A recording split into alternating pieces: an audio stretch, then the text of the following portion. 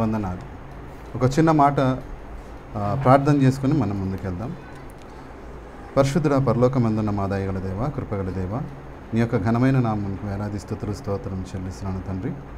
ఈ యొక్క ఆరాధన కార్యక్రమంలో మీరు మా మధ్య ఉన్నారు తండ్రి. మాతో కూడా ఉన్నందుకై నీకు స్తుతులు స్తోత్రం చెల్లిస్తున్నాను ప్రభా. నిన్ను మహింపరిచి, నిన్ను ఆరాధించి, నీ నామాన్ని ఘనపరిచే భాగ్యం మాకు ఇచ్చినందుకు స్తుతులు స్తోత్రం చెల్లిస్తున్నాను తండ్రి. అయ్యా నీకు వందనాలు. మా జీవితంలో నాయన ప్రభా, నిన్ను కలిగి ఉండడం ఎంతో గొప్ప భాగ్యం నాయన, నిన్ను వెంబడించడం ఎంతో గొప్ప భాగ్యం నాయన. ఈ యొక్క గొప్ప భాగ్యాన్ని నాయన నీ పిల్లలమైన మాకందరికి ఇచ్చినందుకు స్తుతులు స్తోత్రం చెల్లిస్తున్నాను తండ్రి. ఈ సమయంలో కొంతసేపు నీ యొక్క వాక్యాన్ని మేము ధ్యానిస్తుండగా నాయన నీ కృపలో మమ్మల్ని జ్ఞాపకం చేసుకోండి ప్రభా. ముఖ్యంగా నన్ను జ్ఞాపకం చేసుకోండి తండ్రి. నన్ను మరుగు చేసి నైనా నీ యొక్క వాక్యాన్ని మరి నన్ను ఒక పనిముట్టిగా వాడుకొని నీ వాక్యాన్ని మాకందరికీ ఆయన నీవే బోధించమని వేడుకుంటున్నాను తండ్రి. ఈ యొక్క వాక్యాన్ని నాయన విని విడిచిపెట్టే వారంగా ఉండకుండా నాయన విని వాక్యానుసారంగా ప్రవర్తించడానికి మా ప్రవర్తనను, మా జీవితాలను చక్కబెట్టుకునే జ్ఞానాన్ని మాకు దయచేయమని వేడుకుంటూ కృతజ్ఞతాస్తుతులు చెల్లించి మా యేసయ్య నామములో ప్రార్థించి వేడుకుంటున్నాం తండ్రి. ఆమేన్.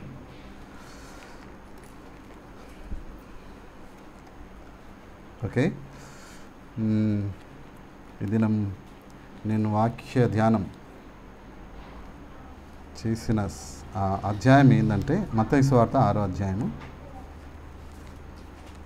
మత్తయి సువార్త 6వ అధ్యాయము 5 నుంచి 15 వచనాల వరకు, అంటే 10 వచనాలు, 5 నుంచి 15 వచనాలు ఉన్నాయి. చదువుతుంది. మరియు మీరు ప్రార్థన చేయనప్పుడు వేషధారుల వలె ఉండవద్దు, మనుషులకు కనబడవాలని సమాజ మందిరంలోను వీధుల మూలలలోను నిలిచి ప్రార్థన చేయుట వారికి ఇష్టము. వారు తమ ఫలము పొంది ఉన్నారని నిశ్చయంగా మీతో చెప్పుచున్నాను. నీవు ప్రార్థన చేయనప్పుడు నీ గదిలోకి వెళ్ళి తలుపు వేసి రహస్యమందున నీ తండ్రికి ప్రార్థన చేయుము. అప్పుడు రహస్యమందు చూచు నీ తండ్రి నీకు ప్రతిఫలం ఇచ్చును. మరియు మీరు ప్రార్థన చేయనప్పుడు అన్యజనుల వలె వ్యర్థమైన మాటలు వచ్చింపవద్దు, విస్తరించి మాట్లాడటం వలన తమ మనవి వినబడునని వారు తలంచుచున్నారు. మీరు వారి వలె ఉండకూడదు. మీరు మీ తండ్రిని అడగక మునిపే మీకు అక్కరగా నున్నవేవో ఆయనకు తెలియదు. కాబట్టి మీరు ఇలాగ ప్రార్థన చేయుడు: పరలోకమందున మా తండ్రి, నీ నామం పరిశుద్ధపరచబడును గాక, నీ రాజ్యం వచ్చును గాక, నీ చిత్తం పరలోకమందు నెరవేరినట్లు భూమి అందరూ నెరవేరును గాక. మా అనుదిన ఆహారము నేడు మాకు దయచేయము. మా రుణస్తులను మేము క్షమించి ఉన్న ప్రకారము మా రుణములను క్షమించము. మమ్మల్ని శోధనలోనికి తేక దుష్టుల నుండి మమ్మల్ని తప్పించము. మనుషుల అపరాధములను మీరు క్షమించిన ఎడల మీ పరలోకపు తండ్రి మీ అపరాధములను క్షమించును. మీరు మనుషుల అపరాధములను క్షమింపకపోయిన ఎడల మీ తండ్రి మీ అపరాధములను క్షమింపడు. Okay, thank you sir. అయితే ఇక్కడ ప్రభు నేర్పిస్తున్న మంచి విషయాలను మనము చదువుకున్నాం కదా. అవేంటంటే, మరియు మీరు ప్రార్థన చేయనప్పుడు వేషధారుల వలె ఉండవద్దు. మనుషులకు మీరు ఏ కార్యం చేస్తున్నా కూడా మనుషులకు కనబడాలని చేయొద్దు. సమాజ మందిరములలో వీధుల మూలలలో నిలిచి ప్రార్థన చేయొద్దు అని మనకు చెప్తున్న చక్కని మాటలు. అయితే కొంతమందికి ఇవి ఇష్టము అని కూడా చెప్తున్నాడు. అయితే వారి యొక్క ఫలము వారు పొంది ఉన్నారు అని చెప్తూ 4వ వచనంలో ఏమంటుండంటే ప్రార్థన. ఇక్కడ మనకు సబ్జెక్ట్ ఏంటంటే ప్రార్థన. నీవు ప్రార్థన చేయనప్పుడు నీ గదిలోనికి వెళ్ళి తలుపు వేసి రహస్యమందున్న నీ తండ్రికి ప్రార్థన చేయము అని అంటున్నాడు. అంటే ప్రార్థన చేసేటప్పుడు అందరు వినాలని, లేకపోతే చుట్టుపక్కల ఉన్న వాళ్ళు వినాలని ప్రార్థన చేయకుండా నీవు ఎవరికైతే ప్రార్థన చేస్తున్నావో నీవు మాత్రమే ఆ సందర్భాల్లో ఉండాలి అన్నట్టుగా మనకు చెప్తున్నాడు. ఏంటంటే, నీవు ఆయనతో మాట్లాడుతున్నప్పుడు ఒకవేళ నీ చుట్టుపక్కల ఎవరన్నా ఉంటే నీ ధ్యాస అంతా నువ్వు మాట్లాడినట్టే ఉంటుంది, కానీ నీ ధ్యాస అంతా చుట్టుపక్కల వాళ్ళ మీదనే ఉంటుంది. కాబట్టి నీవు నీ గదిలోనికి వెళ్తే అక్కడ నీవు ఒక్కడివే ఉంటావు. నీ హృదయంలో ఉన్నదంతా నీవు దేవునికి చెప్పుకోగలవు. నీ ప్రార్థన ఏంటిదో ఆ స్థలంలో దేవునికి నీవు చెప్పుకోగలవు. కాబట్టి నీ ప్రార్థన చేస్తున్నప్పుడు నీవు తలుపులు వేసుకొని ప్రార్థన చేయి. ప్రార్థన తలుపులు వేసుకుని, అంటే తలుపులు ఎందుకు వేసుకోమంటుండే అంటే నీకు ఏకాగ్రత రావడానికి అక్కడ తలుపులు వేసుకొని ప్రార్థన చేయి అని చెప్తున్నాడు. అయితే కింద ఏమంటుండంటే నీ తండ్రికి ప్రార్థన చేయనప్పుడు అది రహస్యం. అది ప్రార్థన అనేది ఒక సందర్భంలో చూస్తే అది రహస్యం. అది ఆ రహస్యం అందు చూచు తండ్రి నీకు ప్రతిఫలం ఇస్తాడు. అయితే రహస్యం ఏంటంటే నువ్వు లోపలికి వెళ్ళి నువ్వు ఏం చేస్తున్నావు అనేది మనుషులకు కనబడదు, కానీ దేవునికి కనబడుతుంది కదా. అయితే అది రహస్యం. నీవు లోపలికి పోయి ఏం చేస్తున్నది అది రహస్యం మనుషులకు. కానీ రహస్యమందు చూస్తున్న దేవుడు నువ్వేం చేస్తున్నావు అది ఆయనకు తెలుసు, కాబట్టి ఆయన నీకు ప్రతిఫలం ఇస్తాడు. ఏదంటే నువ్వు ఏ కార్యం చేస్తే ఆ ప్రతిఫలం ఇస్తాడు. రహస్యంగా నువ్వు పాపం చేస్తే కూడా దానికి ప్రతిఫలం ఇస్తాడు. ఒకవేళ రహస్యంగా నువ్వు మంచి పని చేస్తే కూడా దానికి ప్రతిఫలం ఇస్తాడు కదా.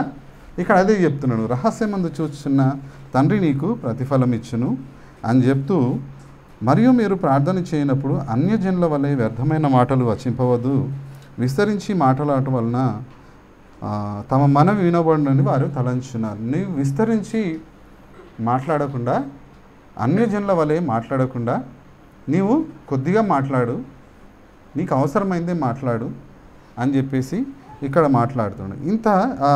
ఈ వచనాలలో ఇంత మాట్లాడినాక తర్వాత మీరు అడగక ముందే అసలు మీరు ఆయనను అడగాల్సిన అవసరం లేదు. ఆయనకు ఇష్టలుగా బ్రతికితే చాలు, ఆయన మీ ప్రతి అవసరాన్ని తీరుస్తాడు. ఇక్కడ ఉన్న అర్థం ఏంటంటే మీరు అడగాల్సిన అవసరం లేదు. ఒకవేళ అడగాలని అనిపిస్తే కూడా మీరు ఇట్లా చేయండి అని చెప్పేసి అక్కడ కింద మాట్లాడుతున్నాను. అన్యజనుల వలె వ్యర్థమైన మాటలు మాట్లాడవద్దు, విస్తరించి మాట్లాడవద్దు. మీరు వారు విస్తరించి మాట్లాడితే మనవి వినబడుతుందేమో అని వాళ్ళు అనుకుంటున్నారు. మీరు వారి వలె ఉండకండి. మీరు మీ తండ్రిని అడగక మునిపే మీకు అక్కరగానున్నవేవో ఆయనకు తెలియను అని చెప్పి అక్కడ మాట్లాడుతున్నాడు. మీరు అడగక ముందే ఆయనకు తెలుసు. అయినా కూడా మీరు సైలెంట్గా ఉండకపోతే ఒక పని చేయండి, మీరు వారి లెక్క మాత్రం ఉండకండి. మీరు కొద్దిగా మాట్లాడండి, మీకు అవసరం ఏదైతే అవసరమో అదే మాట్లాడండి, అదే మీ తండ్రిని అడగండి అని చెప్పేసి ఇక్కడ మాట్లాడుతున్నాడు. అయితే మనం అడగక ముందే మనకు అన్నీ సిద్ధపరిచిండు కదా దేవుడు కదా. మనం అడగక ముందే దేవుడు మనకు అన్నీ సిద్ధపరిచిండు. అయితే ఆ సిద్ధపరిచిన అన్నీ మన చుట్టే ఉన్నాయి, కానీ మనం తీసుకోలేకపోతున్నాం వాటిని. అది మెయిన్ పాయింట్. దేవా నాకు అది ఇచ్చినావా అంటే నీకు అది ఇచ్చిన ఆల్రెడీ ఆడు ఉంది, కానీ నువ్వు తీసుకుంటలేవు అని దేవుడు మాట్లాడుతుండే. అదే మనకి మనం ఎన్నిసార్లు కూడా ప్రార్థన చేసినా మీరు అడిగిన వాటిని పొంది ఉన్నామని నమ్మండి. అంటే ఆల్రెడీ నువ్వు అడగక ముందే ఇచ్చేసిండు అది. కాకపోతే నమ్మటం మనతో అయితే లేదు. ఒకవేళ నమ్మితే నమ్మువానికి సమస్తం సాధ్యము అని అంటున్నాడు. అది ఆల్రెడీ మనకి ఇచ్చేసిండు, కాబట్టి ఇది నమ్మలేకపోతున్నాం. అదే విషయాన్ని జ్ఞాపకం చేస్తున్నాడు. మీరు అడగకముందే మీ తండ్రికి తెలుసు, అవన్నీ మీ చుట్టే ఉన్నాయి, కానీ మీరు దాన్ని పొందుకోలేకపోతున్నారు, జాగ్రత్త అని చెప్పేసి ఇక్కడ మాట్లాడుతున్నాడు. అయితే కింద ఏమంటుండంటే మనం రెగ్యులర్గా మనం పరలోక ప్రార్థన అని చెప్పి పరలోక ప్రార్థన మనకు తెలుసు కదా. అయితే అక్కడ కింద ఏమంటున్నాడు, కాబట్టి మీరు ఇలాగూ ప్రార్థన చేయుడి, పరలోకమందున్న మా తండ్రి, నీ నామం పరిశుద్ధపరచబడును గాక, నీ రాజ్యం వచ్చుగాక, నీ చిత్తం పరలోకమందు నెరవేరునట్లు భూమి యందును నెరవేరును గాక అని చెప్పేసి ఇంకా కిందేమంటుండంటే మా అనుదిన ఆహారం నేడు మాకు దయచేయము, మా రుణస్తులను మేము క్షమించిన ప్రకారము మా రుణములను క్షమించము, మమ్మల్ని శోధనలోకి తేక దుష్టుని తప్పించుము అని ప్రార్థన చేయండి. ప్రార్థన చేస్తే మీరు ఈ విధంగా చేయండి అంటే కొద్ది మాటలే ఉన్నాయి కదా, కొద్ది మాటలే ఉన్నాయి, కానీ మనకు చాలా ఎక్కువ లాభాలు ఇటువంటి ప్రార్థనలో ఉంటాయని మనం గ్రహించాలి. ఎందుకంటే ప్రభువే మీరు ఇట్లా ప్రార్థన చేయండి అని చెప్తున్నాడు కదా. మనం ప్రభువును అనుసరించే వాళ్ళము, ప్రభువును వెంబడించే వాళ్ళము, కాబట్టి ఆ ప్రభువే మనకి ఏం చెప్తున్నాడంటే మీరు ఇక ఈ విధంగా ఉండండి, మీరు విస్తరించి మాట్లాడొద్దు అని చెప్పేసి మాట్లాడుతున్నాడు. ఏమేమంటున్నంటే పరలోకమందున్న మా తండ్రి, నీ నామం పరిశుద్ధపరచబడును గాక, నీ రాజ్యం వచ్చును గాక, నీ చిత్తం పరలోకమందు నెరవేర్చున్నట్లు భూమి యందును నెరవేరును గాక. నీ చిత్తం పరలోకమందు నెరవేరినట్లు అంటే నేను ఒక సిస్టర్, ఒక పాస్టమ్మ గారు ఒక ఇంటర్వ్యూ ఇస్తున్నప్పుడు నేను విన్నా, చాలా మంచిగా అనిపించింది అన్నమాట. పరలోకమందు నీ చిత్తము నెరవేరుతున్నా అంటే పరలోకంలో ఎప్పుడు ఎందుకు సంతోషంగా ఉంటుంది, అక్కడ ఆకలి ఉండదు, అక్కడ అదే ధూపం కూడా అంటే అట్లా ఉండదు, నీకు అక్కడ కష్టాలు ఉండవు, అక్కడ నష్టాలు ఉండవు, అక్కడ ఏడుపు ఉండదు, ఏం లేదు, అంత సంతోషమే. ఎందుకు పరలోకంలో అట్లా జరుగుతుందంటే అక్కడ దేవుని చిత్తము నెరవేర్చబడుతుంది కాబట్టి అక్కడ ఆ వాతావరణం ఉంది అని అక్కడ నిజమే కదా. దేవుని చిత్తం ఎక్కడైతే నెరవేరుతుందో అక్కడ సంతోషం, సమాధానం అన్నీ ఉంటాయి. అయితే మీరు ఇలాగ ప్రార్థన చేయండి, నీ చిత్తం పరలోకమందు నెరవేరినట్లు భూమి అందును నెరవేరును గాక అని ప్రార్థన చేయండి అని చెప్పేసి అక్కడ మాట్లాడుతున్నాడు. తర్వాత 11వ వచనంలో ఏమంటుండంటే మా అనుదిన ఆహారం నేడు మాకు దయచేయము అని అంటు. నెంబర్ 1 ఇది. ఈ అనుదిన ఆహారం మాత్రమే ఎందుకు ఇట్లా ఎందుకు చెప్తున్నాడు? ఒకవేళ మనం ఎక్కువ అడిగితే ఏమవుతుంది అనేది మనం ఒకసారి చూద్దాము. మా అనుదిన ఆహారం మాకు దయచేయము అంటే మనం బ్రతకడానికి ఏం కావాలి? మనము దేవుడు ఏమంటుండు, ప్రభు ఏమంటుండంటే మనిషి రొట్టె వలన మాత్రమే కాక దేవుని నోటి నుండి వచ్చు మాట వలన బ్రతుకుతాడు. మనిషికి ఏం కావాలి? బట్టలు, ఆహారం కావాలి. ఓకే, ఇవి 2. అయితే అక్కడ ఏమంటుండంటే మా అనుదిన ఆహారం మాకు దయచేయము అంటే దీని అర్థం ఏంది? మనం సంపాదించుకోవద్దన అంటే కొన్ని వచనాలు చూద్దాము. ద్వితీయోపదేశ కాండము 8వ అధ్యాయము 11 నుంచి 14 వచనాలు ఒకసారి చూసుకుందాం. అక్కడ ఏమంటుండో చూద్దాం.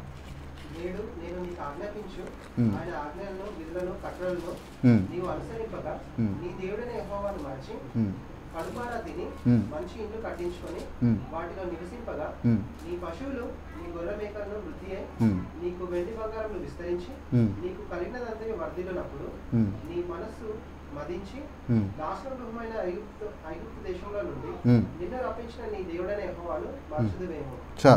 అక్కడ ఏమంటుండంటే మా అనుదిన ఆహారము ఎందుకు మాకు దయచేయం అట్లా ఎందుకు చెప్పిండు ప్రభు అంటే అక్కడ దేవుడు మనకు ముందుగానే వ్రాయించిన వచనాలను చూస్తే ఒకవేళ మీకు ఎక్కువైంది అనుకో మీరు ఏం చేస్తారనంటే అక్కడ చెప్తున్నాడు, మీరు కడుపార తిని నేను మీకు ఆజ్ఞాపించిన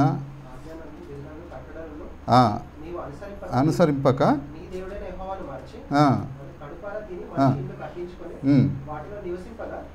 చాలు అంటే కడుపార తిని మీ ఇండ్లను మీరు వృద్ధి చేసుకొని మీ పశువులు మీ గొర్రెలు వృద్ధి అయి నీకు వెండి బంగారంను విస్తరించిన తర్వాత నువ్వేం చేస్తావంటే నీ దేవుణ్ణి మర్చిపోతావు.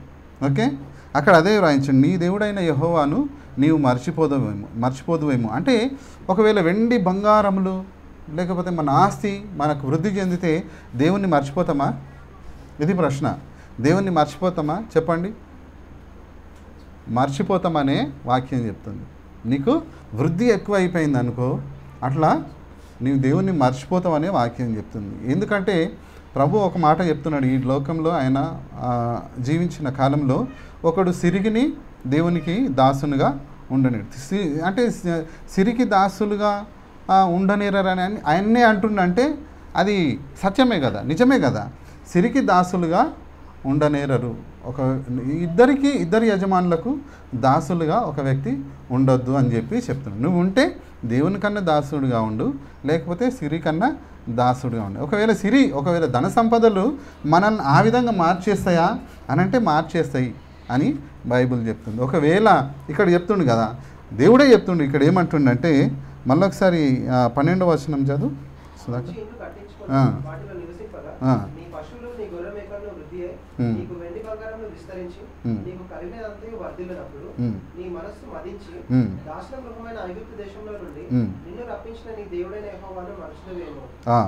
ఓకే, ఇక్కడ వాళ్ళని దాసత్యంలోనికి ఎందుకు పంపించిందంటే వాళ్ళకి ఆ పరిస్థితి ఎదురు కావాలా. వాళ్ళ తర్వాత వాళ్ళ ఆ ప్రజలను దేవుడు ఏం చేస్తాడో దేవునికి తెలుసు కాబట్టి ఈ దీన స్థితిలోనికి వాళ్ళని ఎందుకు నడిపించిందంటే మీరు ఒకవేళ నేను దీవించిన క్రమాన్ని బట్టి మీరు వృద్ధి చెందుతున్న క్రమాన్ని బట్టి అది మీ సొంత బలంతో మీ సొంత జ్ఞానంతో సంపాదించుకుంటారని విర్రవీగిపోతారేమో అని చెప్పేసి ఈ విషయాలను జ్ఞాపకం మీరు దాసుల గృహమైన ఐగుప్తులో నుంచి మీరు బయటకు వచ్చిండ్రు కదా, ఈ విషయాలను మీరు జ్ఞాపకం చేసుకోండి. ఇది మీ వలన కలిగింది కాదు, ఇది మీ దేవుడైన యెహోవా మీకు సామర్థ్యం ఇచ్చిండు కాబట్టి మీరు వృద్ధి చెందుతున్నారు. కాబట్టి ఈ విషయాలను మీరు జ్ఞాపకం చేసుకోండి. మీరు దేవుణ్ణి మర్చిపోయే ప్రమాదం ఉంది కాబట్టి అక్కడ మీరు ఏమని ప్రార్థన చేయమని అంటున్నాడంటే, మా అనుదిన ఆహారం మాకు దయచేయము అని అక్కడ ప్రార్థన చేయమని అంటున్నాడు. తర్వాత సామెతల గ్రంథంలో ఏమంటుండంటే, సామెతలు 30వ అధ్యాయము అక్కడ భక్తుడు ప్రార్థన చేస్తుంటాడు. అది నిజమే అన్నట్టుగా ఆయన ప్రార్థన చేస్తుంటాడు. ఒకసారి చూద్దాం. సామెతలు 38.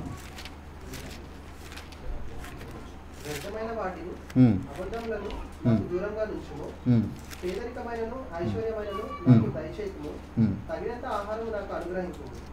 ఎక్కువైన ఎడల నేను కడుపు నిండిన వాడనై విసర్జించి యెహోవా ఎవడని అందునేమో, లేక బీదనై దొంగిల్ని నా దేవుని నామమును దూషించునేమో. దాసుని గురించి చాలు 8, 9.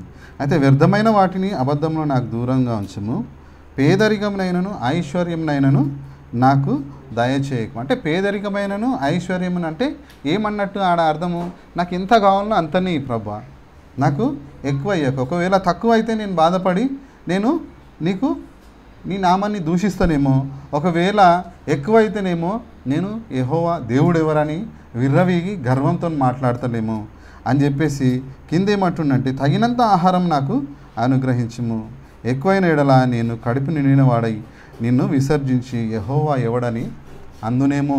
ప్రభా దేవా, నాకు అటువంటి పరిస్థితి రావద్దు నాయన, నీవు నాకు చాలినంతనే నాకు దయచేయి.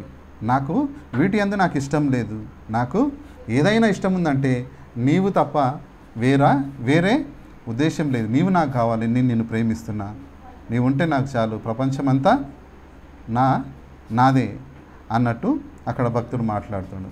ఏమేం ప్రమాదం ఉందంటే ఇక్కడ రాసి ఉన్న మాటలు ద్వితీయోపదేశకాండంలో రాసిన మాటలే ఇక్కడ సామెతల గ్రంథంలో భక్తుడు మనకు తెలియజేస్తుండే. ఒకవేళ మనము కడుపు నిండి ఉంటే మనము దేవుణ్ణి మర్చిపోయే ప్రమాదం ఉంది. కాబట్టి అక్కడ ప్రభు ఏమంటుండంటే, మా అనుదిన ఆహారం నేడు మాకు దయచేయండి అని మేము ప్రార్థన చేయండి. ప్రార్థన చేస్తే మీరు ఇట్లా చేయండి.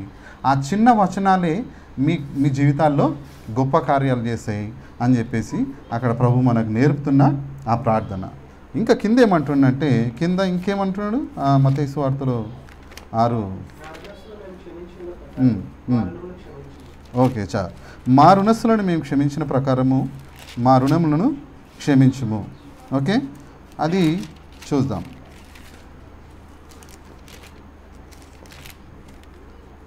ఒకవేళ మనము ఆ ప్రార్థన చేస్తున్నామంటే ఒకటి మనల్ని మనము పరీక్షించుకోవాలి. ఏంది అంటే, మా రుణములను మేము ఇతరుల రుణములను క్షమించిన ప్రకారం, ఇతరుల పాపములను ఇతరుల తప్పులను మేము క్షమించిన ప్రకారము నీవు మమ్మల్ని క్షమించుదేవా అని మనం ప్రార్థన చేయాలన్నట్ట. అయితే మనల్ని మనం ప్రశ్నించుకుందాం.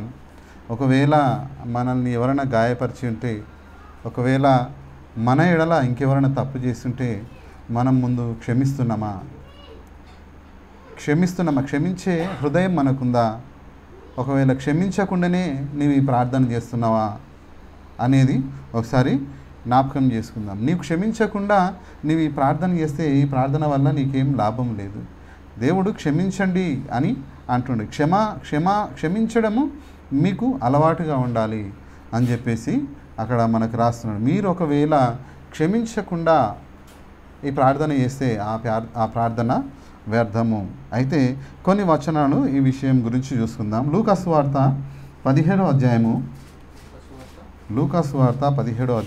3-4 వచనాలు చూసుకుందాం. మీ విషయమై మీరే జాగ్రత్తగా ఉండి, మీ సహోదరుడు తప్పిదం చేసిన ఎడల అతన్ని గద్దించుము, అతడు మారుమనసు పొందిన ఎడల అతన్ని క్షమించుము. అతడు ఒక దినము 7 మార్లు నీ ఎడల తప్పిదం చేసి 7 మార్లు నీ వైపు తిరిగి మారుమనసు పొందిన ఎడల అతన్ని క్షమింపవలెను. చాలు. ఇక్కడ ఏమంటుందంటే, మీ విషయమై మీరే జాగ్రత్తగా ఉండండి, మీ విషయమై మీరే జాగ్రత్తగా ఉండండి. నీ సహోదరుడు తప్పిదము చేసిన ఎడల అతన్ని గద్దించుము అని అంటున్నాడు. అంటే నీవు అతన్ని క్షమించాలని అనుకుంటే, అయ్యో వీడు తప్పు చేస్తుండు కదా, వీడిని సరి చేసి క్షమించాలి కదా. అందుకు నువ్వేం చేస్తున్నావు అని అంటే, అతన్ని ఒకవేళ తప్పు చేస్తున్నప్పుడు నీవు గద్దించకపోతే నీవు అతన్ని ప్రేమిస్తలేవని అర్థం అక్కడ కదా. నీ సహోదరుడు తప్పిదం చేసిన ఎడల అతన్ని గద్దించుము, అతడు మారు మనసు పొందిన ఎడల అతన్ని క్షమించు. ఎప్పుడు క్షమించాలంటే మనం క్షమించాలి అని అంటున్నాం కదా. నీవు ప్రేమతో అతడు చేస్తున్న తప్పును గద్దించి, నానా అది తప్పు, అరే ఇది తప్పురా, నువ్వు చేస్తున్నది తప్పు కాబట్టి నువ్వు సరిదిద్దుకో, ఇది మంచి విషయం కాదు, దేవునికి ఇష్టం లేదు, ఇది ఎవరు కూడా ఇష్టపడరు, ఇట్లాంటి తప్పుడు కార్యాలు చేయొద్దు అని చెప్పేసి నువ్వు గద్దించినావు అనుకో. ఒకవేళ అరే అన్న చెప్పేది, లేకపోతే అరే పెద్దవాడు చెప్పేది నిజమే కదా అని ఒకవేళ అతని లోపల మారు మనసు వచ్చి నీ వైపు తిరిగి క్షమించమని అడిగినప్పుడు నువ్వు అతన్ని క్షమించాలి. ఎప్పుడు క్షమించాలంటే అతడు తను చేస్తున్న తప్పును తెలుసుకొని, అవును నేను చేసిన తప్పే కదా అని మారు మనసు పొంది నీ వైపు తిరిగినప్పుడు క్షమించాలి. అక్కడ ఇక మాట్లాడాల్సిన అవసరం లేదు, ఎందుకంటే అతడు మారు మనసు పొందిండు కాబట్టి నువ్వు క్షమించాలి. ఒకవేళ అతడు మారు మనసు పొందకుండా సరేలే అన్నట్టు మాట్లాడితే అది దాన్ని పట్టించుకోవద్దు. అతడు నీవు గద్దించినప్పుడు నీ ప్రేమ అతనికి అర్థం కావాలి. అతనికి అర్థమవుతున్నప్పుడు అతడు మారు మనసు, నీ ప్రేమ అతనికి అర్థమయ్యేటట్టు నువ్వు అతన్ని గద్దించాలి కదా. ఒకవేళ అట్లా చేస్తే అతని లోపల మారు మనసు వస్తుంది, అప్పుడు నువ్వు అతన్ని క్షమించవచ్చు. ఒకవేళ ఎన్నిసార్లు క్షమించాలి, ఎన్నిసార్లు చేయాలంటే ఒక దినానికి 7 సార్లు చేసినా కూడా 7 సార్లు నీ తట్టు తిరిగి నన్ను క్షమించమని, నేను మారు మనసు పొందిన నన్ను క్షమించమని నిన్ను అడిగితే నువ్వు తప్పకుండా అతన్ని క్షమించాలి అని చెప్పేసి అక్కడ మాట్లాడుతుంది కదా. క్షమించడం వలన ఒక పాపిని లేకపోతే మన సహోదరుని మనము రక్షించుకున్న వారము అవుతాం. కాబట్టి ఈ విషయాలను జ్ఞాపకం చేసుకోండి. మరొకసారి మరొక వచనం చూసుకుందాం. లేవియాకాండం 19వ అధ్యాయం 17వ వచనం చూసుకుందాం. లేవియాకాండం 19:17. నీ హృదయంలో నీ సహోదరుని మీద పగ పట్టకూడదు, నీ పొరుగువాని పాపము నీ మీదికి రాకుండానట్లు నీవు తప్పక వారిని గద్దింపవలెను. కీడుకు ప్రతికీడు చేయకూడదు, నీ ప్రజల మీద కోపం ఉంచుకొనక నిన్ను వలె నీ పొరుగువారిని ప్రేమింపవలెను. చాలు అక్కడ ఏమంటుండంటే ఆ 17వ వచనంలో ఒక మంచి మాట ఉంది. నీ హృదయంలో నీ సహోదరుని మీద పగబట్టకూడదు, నీ పొరుగువాని పాపం నీ మీదికి రాకుండానట్లు నీవు తప్పక వానిని గద్దించుము. తప్పకుండా వాడిని గద్దించు. ఒకవేళ నీ తమ్ముడు, నీకు సహోదరుడు, లేకపోతే నీకు సంబంధించిన ఒక వ్యక్తి ఇతరుల ఎడల ఏదన్నా చేయరాని ఒక క్రియ చేస్తున్నప్పుడు నీవు అది చూస్తే నువ్వు తప్పకుండా వాడిని గద్దించాలి. నువ్వు వెనకడుగు వేయడానికి అసలు వెనకడుగు వేయొద్దు ఆ విషయంలో. ఎందుకంటే ఆ పొరుగువాని పాపము నువ్వు చూసి కూడా నువ్వు సైలెంట్గా ఉంటే ఆ పొరుగువాని పాపము ఎవరి మీదకి వస్తుందంట? నీ మీదకి వస్తుంది. ఒకవేళ నువ్వు గద్దించకపోతే అది నీ మీదకి వస్తుంది, అది నీకు పాపం అవుతుంది. కాబట్టి నువ్వు తప్పకుండా నీ సహోదరుని గద్దించాలి అని వాక్యము మనకు నేర్పిస్తుంది. కాబట్టి ఈ విషయాలను జ్ఞాపకం చేసుకుందాం. మన సహోదరుని మీద మనం పగబట్టడం అది వ్యర్థము, దానివలన కార్యము కాదు. కానీ నీ సహోదరుని నువ్వు ప్రేమిస్తే నువ్వు చేస్తున్నది తప్పు అని చెప్పేసి అతన్ని గద్దించినప్పుడు అతడు ఒకవేళ మంచి మనసు, ఒకవేళ అవును కదా అని ఆలోచిస్తే కనుక అతడు మారు మనసు పొందే అవకాశం ఉంది. కాబట్టి నీవు అతన్ని గద్దించు. ఒకవేళ నీవు నీ సహోదరుని ప్రేమిస్తే నీవు కార్యం చేస్తావు. కాబట్టి ఈ విషయాలను ఈ యొక్క వచనం మనకేం తెలియజేస్తుందంటే, నీ సహోదరుణ్ణి నువ్వు పాపం చేస్తున్నప్పుడు ఊరక ఉండకుండా అతన్ని గద్దించు. అతడు మారు మనసు పొంది నీ వైపు తిరిగిన ఎడల అతన్ని క్షమించమని దేవుడు మనకు ఈ విధంగా తెలియజేస్తున్నాడు. సామెతల గ్రంథం 17వ అధ్యాయం 10వ వచనంలో చూసుకుందాం. సామెతలు 17వ అధ్యాయం 10వ వచనంలో ఇంకొక చక్కని మాట ఉంది, చూద్దాం.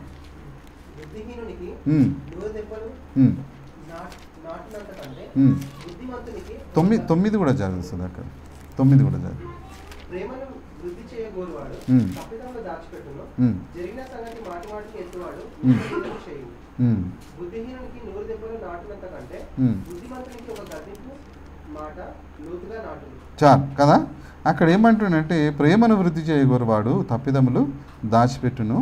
జరిగిన సంగతిని మాటి మాటికి ఎత్తుతుంటే అంటే వాడు ఎందుకు అట్లా మాటి మాటికి ఎత్తుతున్నాడు అంటే వాడు అక్కడ కలహం రేపాలి. నా ఉద్దేశం అక్కడ కలహం రేపాలి. మాటి మాటికి ఎందుకు ఎత్తుతున్నావు, దాన్ని కప్పిపెట్టేయచ్చు కదా. నువ్వు మాటి మాటికి ఎందుకు ఎత్తుతున్నావు అంటే నీ హృదయంలో నువ్వు ఏదో ఆలోచిస్తున్నావు. అక్కడ వాళ్ళిద్దరి మధ్య ఏదో గొడవ పెట్టాలని నీవు ఆలోచిస్తున్నావు కాబట్టి ఇది మంచిది కాదు అని చెప్పేసి 10వ వచనంలో ఏమంటుండంటే ఒకవేళ నీ సహోదరుడే కానీ నీ స్నేహితుడే కానీ ఒకవేళ బుద్ధిహీనునికి 100 దెబ్బలు నాటునంత కంటే బుద్ధిహీనునికి 100 దెబ్బలు నాటునంత కంటే ఒకవేళ నీ సహోదరుడు బుద్ధిమంతుడైతే ఒకవేళ నీ స్నేహితుడు బుద్ధిమంతుడైతే వానికి ఏ మాట చాలంట, బుద్ధిమంతునికి ఒక గద్దింపు మాట లోతుగా నాటిపోతుందంట. నీవు వాడిని ప్రేమతో గద్దిస్తే ఆ గద్దింపు లోపలికి నాటుకుపోతుందంట. అప్పుడు ఖచ్చితంగా అతడు మారు మనసు పొందుతుందంట. అప్పుడు నీవు అతన్ని క్షమించే అవకాశం ఉంటుంది కదా. ప్రభు అదే మనకు నేర్పిస్తున్నాడు. నీవు గద్దిస్తే, నువ్వు ప్రేమతో గద్దిస్తే వాడు మారే అవకాశం ఉంది. అప్పుడు ఆ వ్యక్తిని క్షమించే అవకాశము దేవుడు మనకిస్తాడు కదా. ఈ విషయాలు మనం జ్ఞాపకం చేసుకుందాం కదా. ఎంత మంచి మాటలు కదా. ఒక జీవితాలను కట్టే ప్రయత్నమే మనం చేయాలి కానీ ఒక జీవితాన్ని పడగొట్టే ప్రయత్నం మనం చేయొద్దు. తర్వాత ఇంకేమంటుండంటే తర్వాత మత్తయి సువార్త కంటిన్యూ చేయి సుధాకర్. సార్ మమ్మల్ని శోధనలోకి తేక దుష్టు నుండి తప్పించుము అంటే అక్కడ శోధనలోనికి తేక అంటే శోధనలోకి తేక ప్రభువా దేవా మమ్మల్ని దుష్టు నుంచి కాపాడుము అని ప్రార్థన చేయండి అంటున్నాడు కదా. అయితే ఆ శోధన ఎట్లుంటుందో, ఎటువంటి శోధన మనకు దేవుడు ఇచ్చినా కూడా 1 కొరింథీ ఒకసారి చూసుకుందాం. 1 కొరింథీ 10:13లో ఏమంటున్నాడో ఒకసారి చూసుకుందాం. 1 కొరింథీ 10:13 సాధారణముగా మనుషులకు కలుగు శోధన తప్ప మరేదీ మీకు సంభవింపలేదు. దేవుడు నమ్మదగినవాడు. మీరు సహింపగలిగినంత కంటే ఎక్కువగా ఆయన మిమ్మల్ని శోధింపబడనియ్యడు. అంతేకాదు సహింపగలుగుటకు ఆయన శోధనతో కూడా తప్పించుకునే మార్గమును కలుగజేయండి. ఓకే, అక్కడ ఏమంటున్నాడంటే మీరు సహింపగలిగినంత శోధననే ఒకవేళ దేవుడు మీకు శోధన ఒకవేళ ఇచ్చినా కూడా శోధనలోకి తెచ్చినా కూడా మీరు సహించగలిగేంత మాత్రమే ఇస్తాడు కదా. అంతగా నిన్ను ఇబ్బంది పెట్టే దేవుడు కాదు. ఒకవేళ ఆ శోధనలో నీవు నిలిచినవనుకో దేవుని సంతోషపెడతావేమో, అది కోరుకుంటుండేమో దేవుడు కదా. ఆ శోధనలో నీవు సహించి ఆ శోధనను జయించి దేవుని సంతోషపెట్టే ఆ పరిస్థితి అక్కడ ఉంటుందేమో. అయినా కూడా నీకు ఇంకొకటి ఏమంటుండంటే కింద మీరు సహింపగలిగినంత కంటే ఎక్కువగా ఆయన మేము శోధింపబడనీయడు. అంతేకాదు సహింపగలుగుటకు ఆయన శోధనతో కూడా తప్పించుకుని మార్గమును కలగజేయండి. ఆ శోధనతో పాటు శోధననే ఇచ్చే దేవుడు కాదు కానీ దానితో పాటు దాన్ని తప్పించుకునే మార్గాన్ని కూడా ఆయన్నే ఇస్తాడు. కాబట్టి మనము ఈ విషయాలను జ్ఞాపకం చేసుకుందాం. మనం ఏమని ప్రార్థన చేద్దాం. ఒకవేళ ప్రభా మేము శోధింపబడుతున్నట్లయితే నీవు మాకు సహాయం చేయి. ఎందుకంటే మన ప్రభు ఈ లోకానికి దిగి వచ్చినప్పుడు మన వలనే అన్ని విధాలుగా శోధింపబడ్డాడంట కదా. వాక్యం అదే చెప్తుంది. అన్ని విధాలుగా శోధింపబడి ప్రతి శోధనను జయించి ఆయన ఈ లోకాన్నే జయించేసిండు కదా.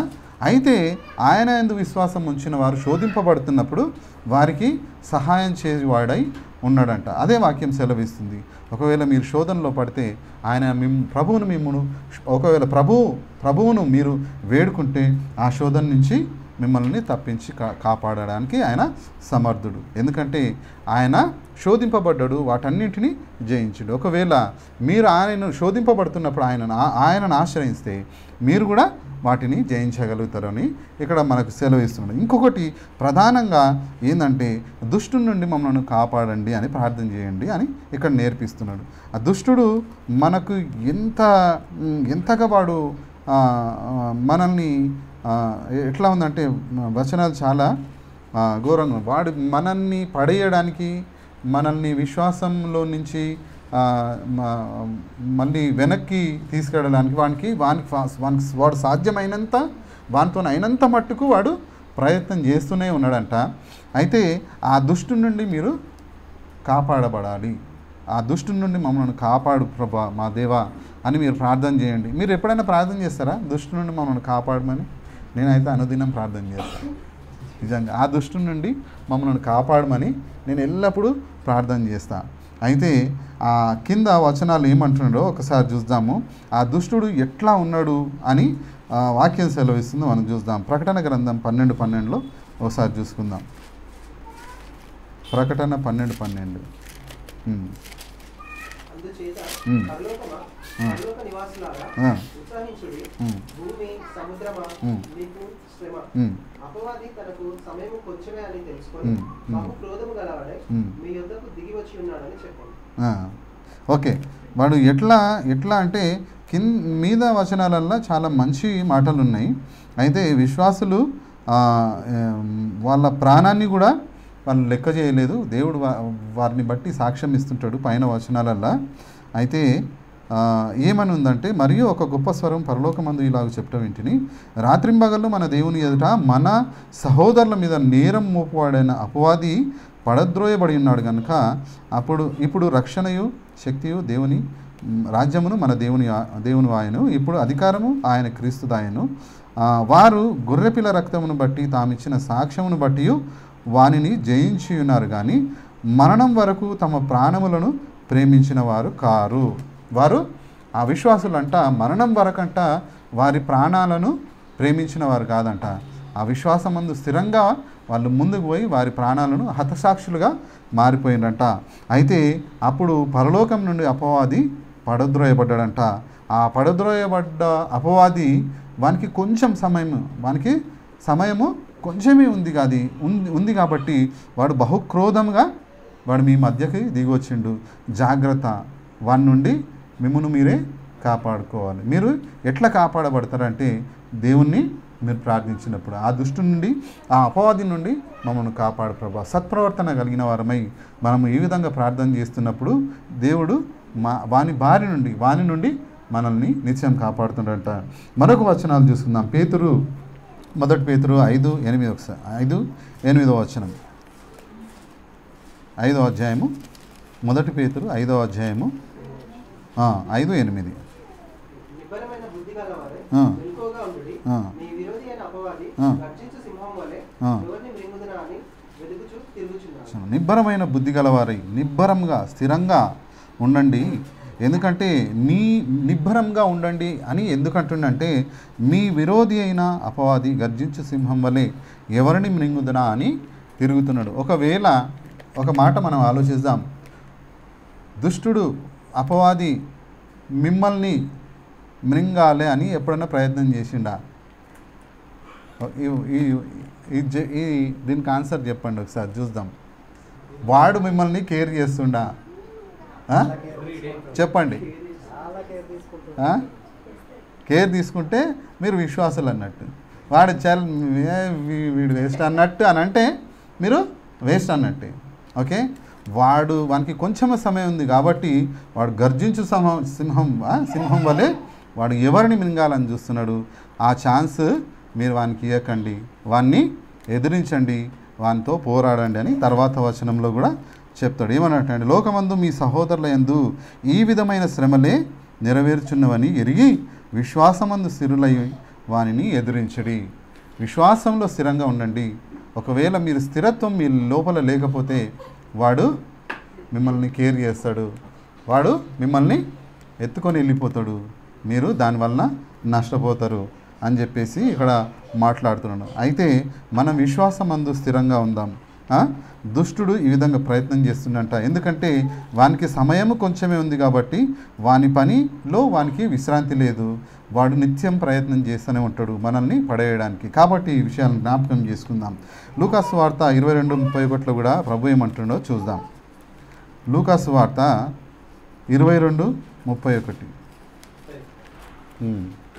సీమోను ఉమ్, సీమోను ఆ, ఇదిగో సాతాను మిమ్మల్ని పట్టి ఉమ్, గోధుమ వలె జల్లించుటకు ఆ, మిమ్మల్ని కోరుకొనను గాని ఉమ్, నీ నమ్మిక తప్పిపోకుండానట్లు ఉమ్, నేను నీ కొరకు వేడుకొంటిని. ఉమ్. నీ మనసు తిరిగిన తర్వాత ఉమ్. నీ సహోదరులను స్థిరపరచమని చెప్పాను. సార్ కరెక్టా?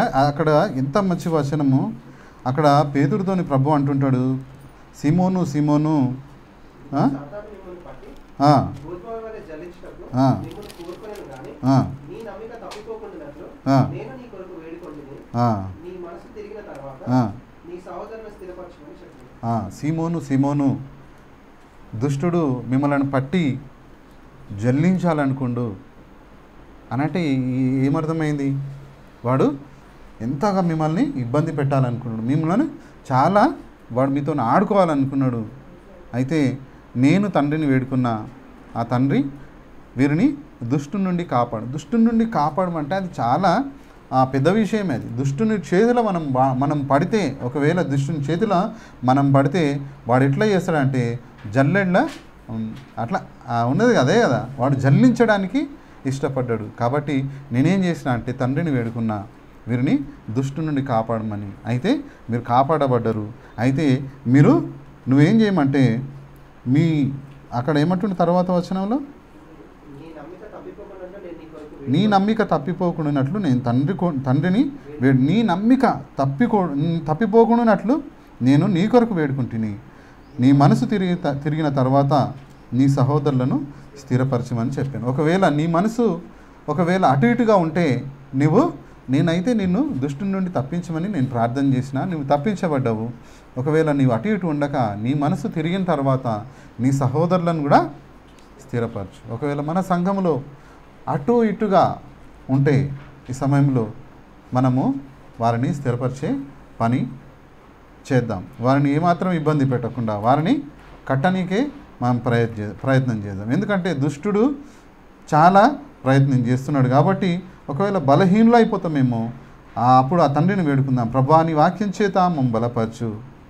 ఒకవేళ మేము ఒకవేళ మాకు అటువంటి పరిస్థితి వస్తే, మేము బలహీనులమై ఆ శోధనకు మేము లొంగిపోతున్నప్పుడు ప్రభా మమ్మల్ని జ్ఞాపకం చేసుకో, నీ వాక్యం చేత మమ్మల్ని బలపరచు, ఆ శోధనను జయించే శక్తి మాకు దయచేయమని ప్రభువును వేడుకుంటున్నప్పుడు మనకు సహాయం చేసే దేవుడు కదా. అది ఈ విషయాలను మనం జ్ఞాపకం చేసుకుందాం.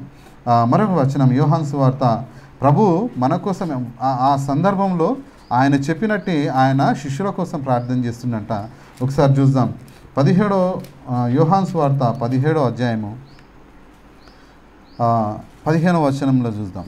17:15.